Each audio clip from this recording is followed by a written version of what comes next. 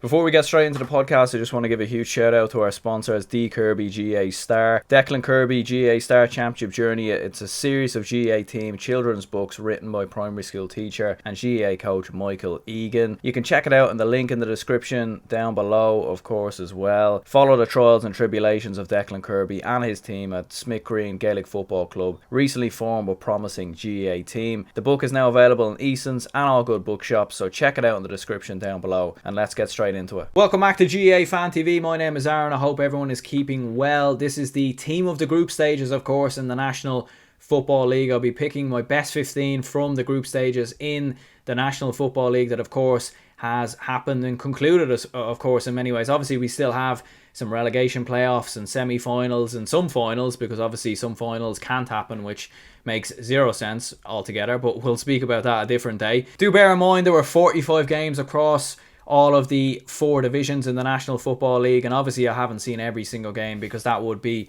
almost impossible, but I did watch a lot of games. I definitely did, so do bear that in mind. And obviously this is my team, but feel free to disagree in the comments down below. So I suppose we'll get cracking and we'll get straight into it. Kicking off with the goalkeeper, I've gone with Sean Patton in goal there. I mean, to be honest with you, with the defence in particular and with the goalkeeper, it's a very tricky one in many ways, because there's been a lot of goals. There's been a total of 107 goals across the 4 divisions in the National Football League, and there hasn't really been that many good defenders or good standout goalkeepers. You know, I almost felt like putting a team of attackers in here and just putting a 15 forwards or something like that, because you really could, in all honesty, with the way that the National Football League went this season, of course. But as I said before, Sean Patton in goal. I think he made a couple of big saves when he needed to. In the Armagh game, he made 1 or 2, and obviously in the Tyrone game, he made 1 or 2 in the first half. Some really top-class kickouts, of course, in both of those games as well. And I think from a Donegal point of view, he's always been very, very reliable in goal for Donegal, and he's done a fantastic job in between the sticks. Obviously, Rory Beggan, quite close. Very good campaign from Monaghan. Definitely one of the closest, anyways, to getting on there. The reason why I went with Sean Patton ahead of him was just because I think he was a bit more involved. Don't think Rory Beggan has had as much to do, in my opinion, in terms of saving goal chances. And to be honest with you, I didn't see the Tyrone Monaghan game, so yeah, feel free to disagree with me on that one if you think Rory Beggan should have got in there. Some other options, Robert Henley, had a very good campaign for Mayo, I felt. I thought he done very well. He did concede 4 goals though in total, so that's the only reason why he misses out. But Sean Patton gets in as the goalkeeper. In the full-back line, very interesting, because it was, as I said before, with the fact that a lot of defenders really, there aren't really too many great defenders in Gaelic football at the moment, but one defender who probably is the best defender in Gaelic football at the moment, in my opinion, is Mick Fitzsimons. I think he's absolutely fantastic for Dublin, and he gets in there at number 2. I thought he was, look, listen, he didn't play in the Roscommon game, so he only played in 2 of the 3 games, but in one of the games he was marking David Clifford, and if you go back and watch that game, in the first half he did a phenomenal job on David Clifford. Really kept him quiet, kept him out of the game. In the second half, I think maybe the rest of the Dublin team probably let Mick Fitzsimons down a little bit, and I don't think Kerry coming back into the game was particularly his fault. And even when David Clifford was doing brilliant in the second half, I still thought Fitzsimons kept his position. Clifford is just one of the best forwards in the country, and he was actually moving away from Mick Fitzsimons a lot of the time to end up putting the ball over the bar. So that's why I've gone with Mick Fitzsimons in there. I thought he did a good job in the Galway game as well. Probably not at his best level just yet, but I think he gets in there, in my opinion. I suppose some other choices, Oisin Mullen, although he played a fullback, was probably an option. We'll get on to him in a moment. Probably a player that maybe could have come in there, but again, I thought Mayo at different times in the league were caught out a little bit defensively, especially in the full back line, and Oisin Mullen was caught out of position once or twice, and I suppose he isn't a natural full back. He obviously played a cornerback last year, but yeah, Mick Fitzsimons gets in there for me. At full back, Brendan Rodgers of Derry, I thought he was fantastic, and obviously I'm talking about the Derry football version and not the manager of Leicester City. They just happen to have the same names. But yeah, I thought Brendan Rodgers was brilliant for Derry. I thought he really, really was. I remember watching him against Donegal a couple of years ago in the Championship, and I thought this lad is a top class player. He gets forward. He's just very good at offloading the ball into the midfielders and obviously into some of the forwards as well. Great ball carrier, wins a lot of ball as well. And with Derry in particular defensively, they had a few defensive issues in the Cavan game, but I think all in all, Brendan was fantastic, and that's why he gets in there. I suppose some other options, Owen Rigney of Offaly probably would have been a choice that a lot of people would have went with. I haven't seen enough of Offaly, to be honest with you. I probably should go back and maybe watch one of their games, maybe the Tipperary game or something like that. I seen them against Limerick, and I did see a bit of them against Wicklow as well. But Brendan Rodgers for me, just fantastic in that defence, so he gets in there for me. In at number 4, it was a bit of a struggle really to find a left corner back. Maybe one of the Division 4 players should get in here, and maybe it's with the fact that I didn't watch maybe enough of Loud or Antrim in particular, but I've gone with Kevin Maguire of Westmeath. He's not a cornerback, he's a fullback, but I thought he'd done a phenomenal job for Westmeath this season. Westmeath, one of just 2 teams to not concede a goal in the entirety of the National Football League this season. And you thinking back to that Mayo game, done a phenomenal job on Cillian O'Connor in particular. Cillian O'Connor scored most of his points from frees that day, and I think Kevin Maguire was brilliant. Probably didn't have his best game against Down, but I thought against Meath he was very impressive as well, so that's why he gets in there. And yeah, like I said, some other players maybe you could have gone with, Mark Jordan, maybe Owen Rigney, and obviously Oisin Mullen is another player that a lot of people potentially would have went with, but Kevin Maguire was fantastic for Westmeath, and I don't think it can be underestimated.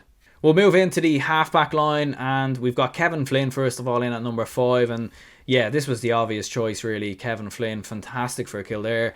Obviously got a goal against Cork, got a goal against Laois.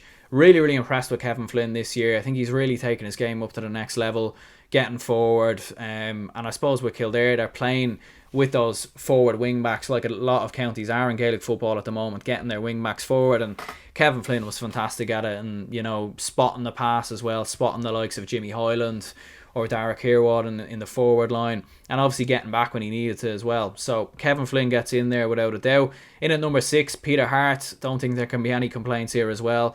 Fantastic season for Tyrone. Just really excellent stuff altogether.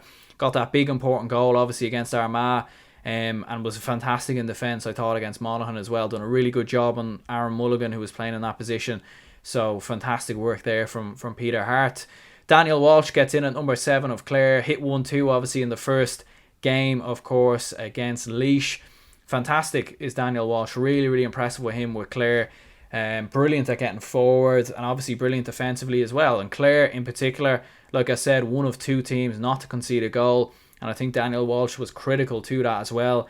Getting back and obviously holding their position in defence as well was fantastic from Daniel Walsh. So can't be too many complaints, and he gets in at number 7. We'll move on to midfield, and I suppose there was a lot of choices really in midfield, and Derry in particular had 2 very top class midfielders. Emmet Bradley was probably the better of the 2, obviously, in the game, of course, against Cavan, but Conor Glass is the man who gets in there. Fantastic over the course of the 3 games, dictating the play, controlling the tempo, the flow, kicking points when he needed to, and obviously being in the right position at the right time. Just a top class athlete. He kept things ticking over. Reminds me a lot of Brian Fenton, actually, to be honest. The way he'd get the ball, offload it, wait for the right pass, keep it simple, doesn't try to do anything overly over the top, and is always going at a very good pace as well. And you can tell he stays at the same pace throughout the 70 minutes. He doesn't really get tired or anything like that. You can tell he has experience, obviously, from playing AFL. He knows what it takes for playing at this level, and he is a very athletic footballer, so he gets in there at number 8. In at number 9, I've gone for Jeremy O'Connor of Kerry. Now, there certainly were a lot of options, obviously, in midfield. You had the likes of Dara Foley, Ian Maguire had a very good season, of course, with Cork.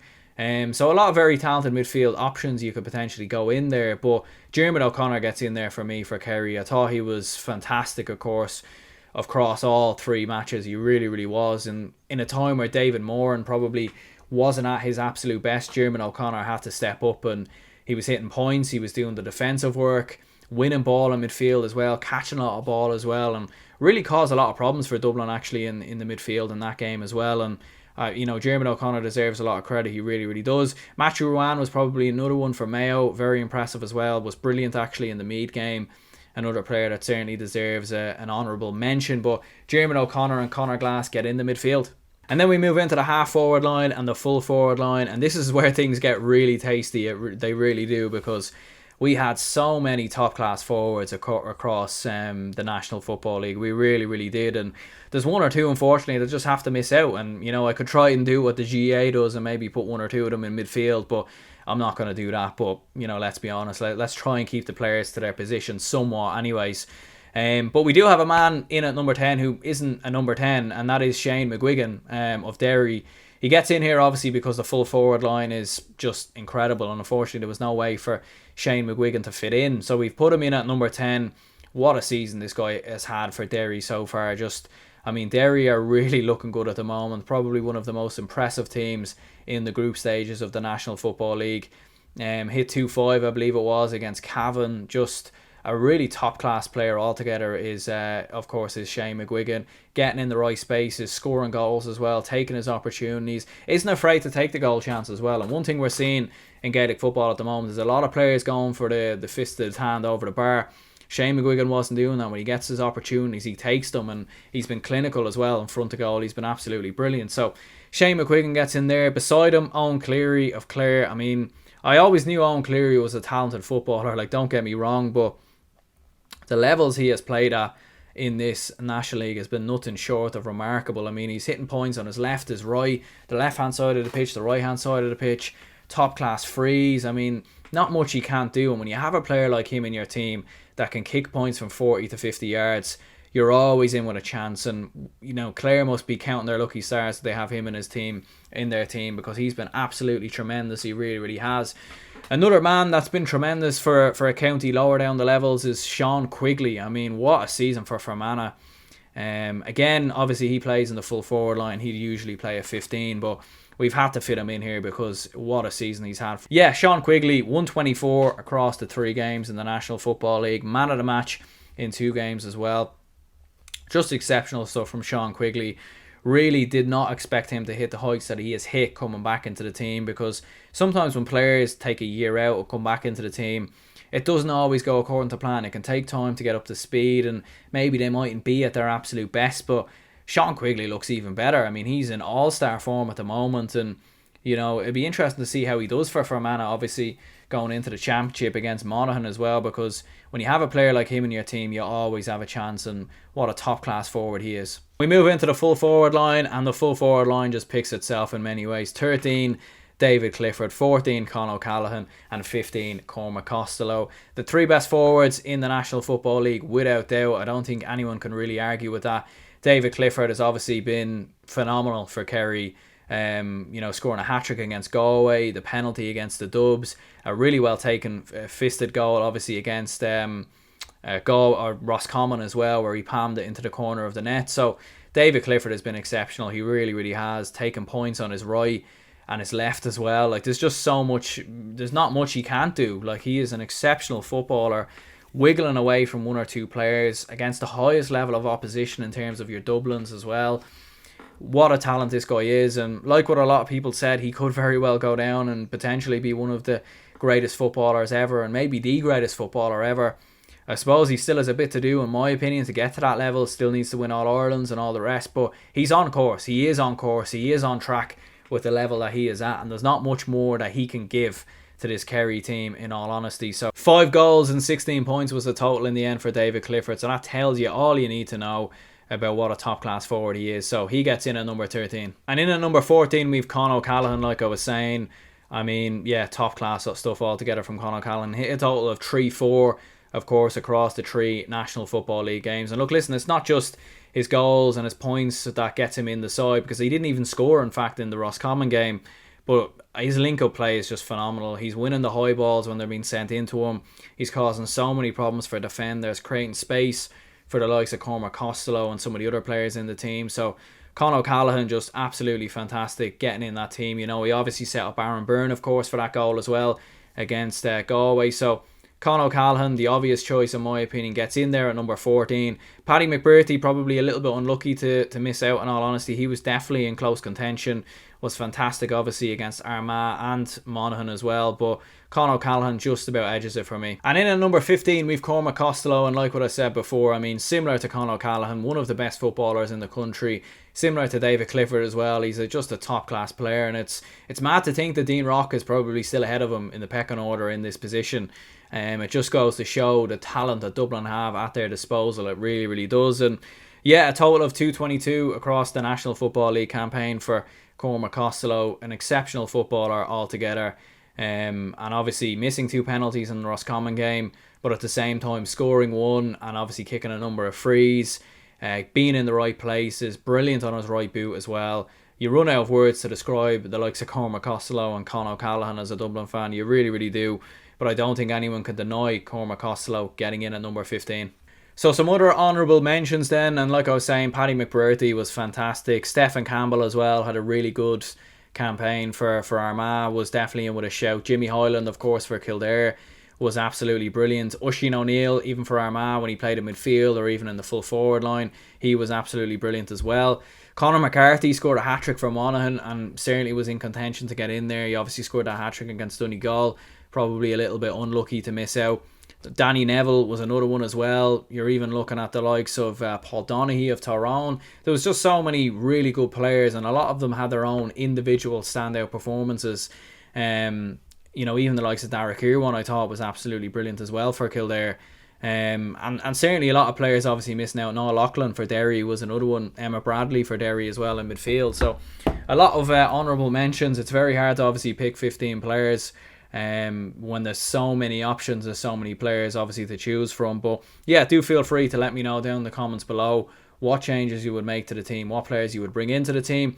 And yeah, I do hope you all very much enjoyed the video. Do leave a like and subscribe if you haven't already, and I'll see you later.